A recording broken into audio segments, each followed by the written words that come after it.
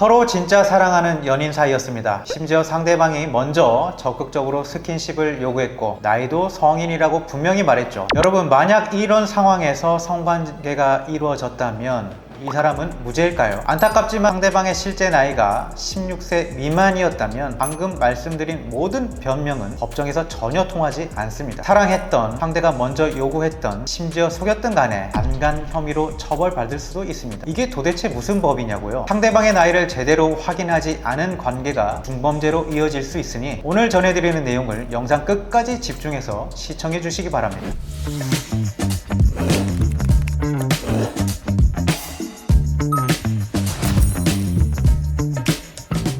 안녕하세요. 법무법인 감명의 성범죄 전문 변호사 안갑철 변호사입니다. 얼마 전 유명한 한 연예인을 둘러싼 미성년자 교제 여부 논란이 불거지면서 사회적으로 정말 큰 화제가 됐었죠. 아마 뉴스 보시면서 많은 분들이 아니 미성년자랑 교제만 해도 무조건 처벌받는 건가 하고 헷갈리셨을 것입니다. 우리 사회가 미성년자와 관련된 성적 문제에 대해서는 그 어느 때보다 민감하게 반응하고 있는데요. 그래서 오늘은 여러분이 반드시 정확하게 알고 계셔야 하는 범죄, 바로 미성년자 의제강간죄에 대해 아주 쉽고 명확하게 설명해 드리겠습니다. 먼저 법률 용어부터 아주 쉽게 풀어볼까요? 의제라는 단어가 참 낯설죠. 한자로는 비길의, 지을제 자를 쓰는데요. 쉽게 말해 실제로는 그렇지 않더라도 법적으로는 그렇게 취급해 버리겠다, 그런 뜻입니다. 더 쉽게 표현하면 법적으로 그렇게 보겠다, 그런 뜻입니다. 그러니까 미성년자 의제강간이란 피해자가 성관계에 동의를 했든 심지어 피해자가 먼저 적극적으로 요구를 했든 상관없이 일정 연령 미만의 미성년자와 성관계를 하면 법적으로 무조건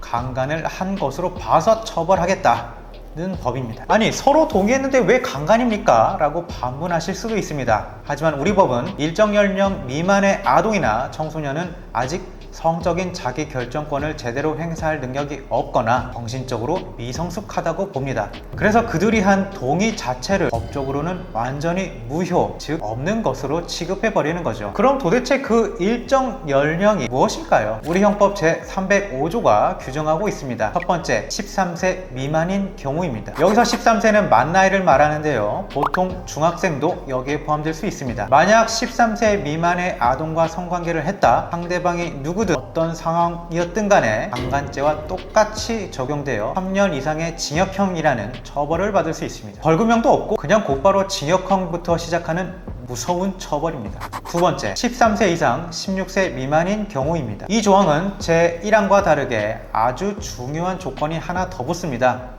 바로 가해자가 19세 이상의 성인이어야 한다는 점이죠. 즉 19세 이상의 성인이 13세에서 16세 미만의 청소년과 성관계를 하면 이것 역시 강간죄로 동일하게 처벌한다는 것입니다. 일반적으로 고등학생도 포함될 수 있습니다. 반대로 말하면 19세 미만의 사람이 13세 이상 16세 미만의 사람과 성관계를 했다면 이는 처벌하지 않는다는 뜻입니다. 그러나 19세 미만의 사람이더라도 13세 미만의 사람과 성관계를 했다면 이 역시 미성년자 의제강간죄로 처벌받을 수 있습니다. 그리고 여러분, 더 중요한 것 하나를 제가 말씀드리겠습니다. 그러면 16세에 넘어가면 의제강간은 피할 수 있겠네요. 맞습니다. 형법은 피할 수 있습니다. 그러나 아동복지법 위반은 피할 수가 없습니다. 아동복지법에서 아동이란 18세 미만인 사람을 말하고요. 금지행위로서 아동에게 음란한 행위를 시키거나 이를 매개하는 행위 또는 아동을 대상으로 하는 성희롱 등의 성적 학대 행위를 두고 있습니다. 즉 피해자가 16세를 초과하여 형법상 미성년자 의제강간이 되지 않더라도 아동학대법이 정하는 성적 학대 행위에 포함될 수 있다는 것 명심하시기 바랍니다. 그리고 여기에서 전부 설명해 드릴 수는 없지만 형법법이나 아청법 등의 특별법이 적용되면 가중처벌받을 수 있다는 점도 아울러 말씀드립니다. 제가 실제로 수많은 사건들을 맡아본 경험을 토대로 미성년자 의제강간죄가 주로 어떤 상황에서 발생하는지 크게 두 가지 유형으로 정리해 드리겠습니다.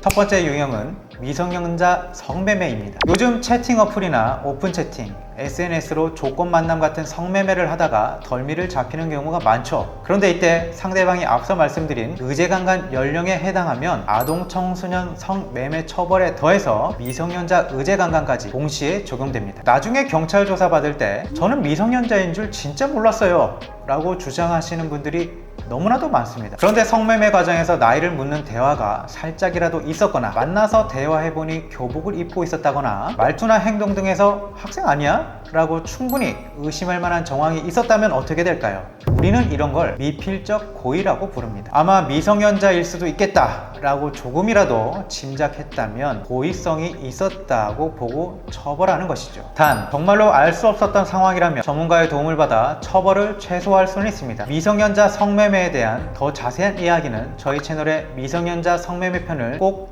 참고해 주시기 바랍니다. 두 번째 유형은 바로 성인과 미성년자의 교제 상황입니다. 만약 교제하는 미성년자가 16세 이상이라면 상황에 따라 법적 처벌을 피할 여지는 있습니다. 하지만 상대방이 16세 미만이라면 우리 정말 진심으로 사귀는 사이였어요, 이런 말은 법정에서 그저 변명일 뿐입니다. 법원은 당사자 간의 연애 감정에 관심이 없습니다. 특히 요즘은 성인들이 온라인 게임이나 채팅으로 쉽게 미성년자에게 접근하거나 심지어 학교, 주변, 학원, 종교단체 같은 오프라인에서 친해지는 경우가 많습니다. 처음에는 맛있는 것도 사주고 고민도 들어주면서 신뢰를 쌓은 다음 서서히 성적인 목적을 드러내며 관계를 맺는 경우가 수두룩합니다. 이런 과정을 통해 그루밍 성범죄로 이어지기도 하는 것이죠. 이런 사안에서 우리 교제하는 사이였습니다 라고 주장해봤자 법원은 미성년자를 길들여서 성적으로 착취했다 라고 판단할 뿐입니다. 이제 피의자로서 저희를 찾아오시는 의뢰인들이 가장 억울해하시는 오해 3가지를 말씀드리겠습니다. 첫째, 상대방이 먼저 동의했어요. 억지로 폭행이나 협박을 해서 억지로 성관계를 한 일반 강간이 아니라는 점은 인정될 수 있습니다. 하지만 제가 앞서 강조한 것처럼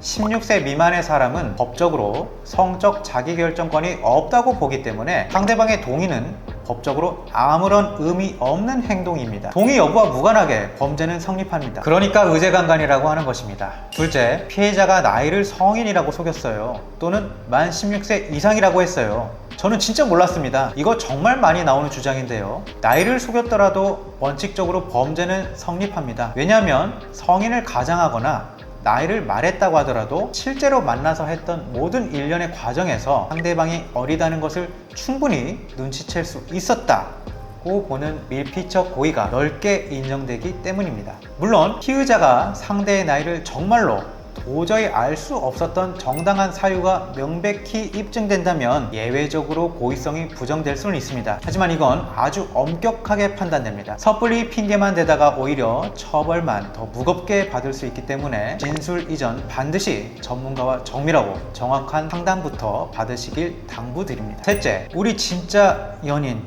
교제 중이었어요. 다시 한번 말씀드립니다. 상대방이 16세 미만이면 아무 소용 없습니다. 서로 너무 사랑해서 합의하에 했다고 하더라도 반드시 처벌받습니다. 당사자 간의 관계가 그 어떠한 경우라 하더라도 인정받기 힘듭니다. 그럼 어떻게 대처해야 할까요? 현실적으로 말씀드리면 미성년자 의제강간은 무혐의가 나올 확률이 극히 낮은 아주 방어하기 힘든 성범죄입니다. 애초에 성관계 자체가 없었다는 주장은 설득력이 낮고 대부분의 무혐의는 상대방의 연령에 대한 인식이 없었다는 부분에서 나옵니다. 즉 상대방이 의제강간 연령에 해당한다는 인식이 없었다는 점을 파고들어야 합니다. 만약 여러분이 이 혐의로 조사를 앞두고 계신다면 스스로 가슴에 손을 얹고 곰곰이 생각해 보시기 바랍니다. 피해자가 직접 저 중학생이에요 라고 말하지 않았더라도 혹시 교복을 입고 있었다거나 말투나 화장법에서 좀 어린 것 같은데 라는 느낌이 단 1초라도 스쳐 지나간 적이 없으신가요? 만약 있었다면 수사관과 판사도 당연히 그 낌새를 알아챌 것입니다. 그러한 낌새를 정말 전혀 눈치채지 못할 만한 억울한 상황이시거나 아니면 죄는 인정하지만 처벌을 최대한 줄이기를 간절히 원하신다. 그렇다면 주저하지 마시고 편하게 저희를 찾아와 주시기 바랍니다. 오늘 여러분과 함께 살펴본 미성년자 의제강간죄, 이제 얼마나 무섭고 엄중한 처벌로 이어지는지 감이 오시나요? 여러분, 아동 청소년은 사회에서 성적으로 보호받아야 하는 대상이라는 것을 꼭